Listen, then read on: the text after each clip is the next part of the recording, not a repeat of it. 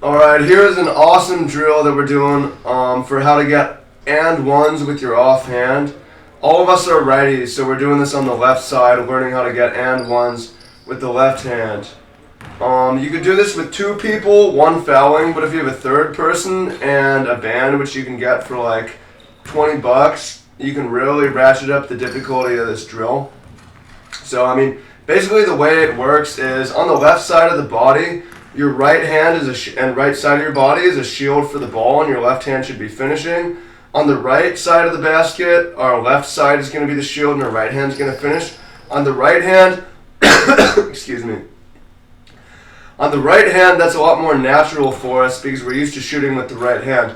But as righties, a lot of the time when we're going off 2 feet on the left side, we naturally kind of shoot it with the right hand anyways. But that makes the ball not only easier to block, but it makes it very easy to foul you out of the play. If you try to go up with the right hand on the left side at all, it's very, very easy to reach across that right arm if the defender wants to. And if you try to go with your right hand, that's a miss 100% of the time. And the ref won't always call that. You might get a foul call, you might not. We'd rather just get and ones through contact than depend on the ref to blow that whistle. So this drill is all about taking a hard dribble, basically going up, exploding off 2 feet, 2 hands, as if you're gonna try to put the ball, into the rim as close as you can, and then we just simulate that foul. The defender is gonna chop through with 1 or 2 hands on the right hand, and it's just gonna train you, force you to use your excuse me, got some mucus coming up. It's going to force you to use that offhand, basically. So this is a great thing to practice with 2 people. Great thing to practice if you have 3 people and have a band, or whatever you can do to make it more difficult. The whole point of this is to do a game-like drill that's more difficult than a game. If you can do this, you'll probably find yourself getting and ones with the offhand in game, and that's just the best thing ever, right? Just like if you're getting and ones with your left when you're a righty, that's going to be tough. So here's me now. Anthony is the first guy, and then me, and then Wesley. We all have differing degrees of experience, but we're all just trying to get better. Both Anthony and I are pretty bought in.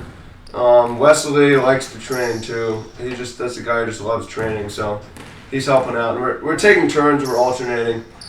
Some other points here.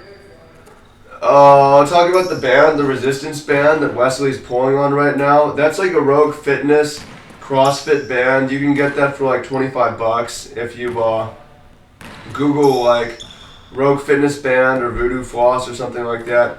You'll find it, but I think that's like a cheap and really useful option to add resistance, because this makes it harder than game-like. It's hard to explode through that much resistance, someone just yanking back on you, trying to finish with the left hand. It's all about being game-like and harder, right? And that's what this is all about.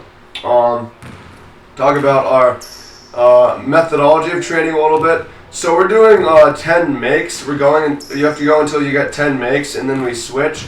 I like going by makes instead of attempts for most things, because if you go by attempts and you shoot a low percentage or whatever, you don't get that much work done if you only made 3 or whatever. You don't really learn.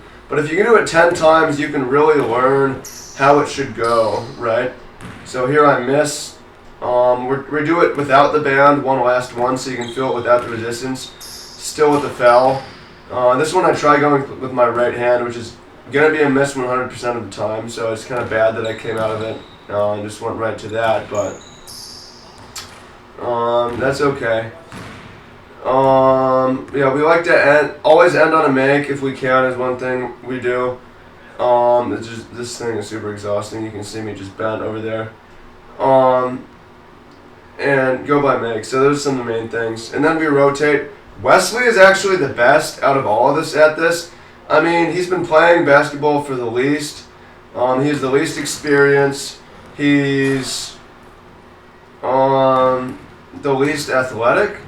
But, his thing is he's as good left or right around the rim. He's completely ambidextrous for feet and for hands. Maybe he has an advantage because he's going off the right foot here instead of going off 2 feet. But for whatever reason, I mean, I'm fouling him the same that I was fouling Anthony, and harder actually, and he's making it every single time. So one thing that, I mean, that says for me is like, questions will come up of like, oh, who's the better player or whatever, and usually there isn't a better player. There's a player who's maybe better at more things, but I mean, there's always like the worst guy on the team or whatever generally has something that only they can do or something that they're the best at, right? People tend to specialize, so like you can really learn from anyone generally. I mean, if someone's completely new and doesn't know anything, it can be harder, but I mean, as long as everyone has invested a certain amount of thought, everyone's thoughts are definitely useful. So, I mean, whoever you're trading with, you can still learn from them even if they're like newer or not as effective in game or whatever, because they usually have something. So, I mean, watching Wesley for me is useful because this guy is really good with either hand around the basket.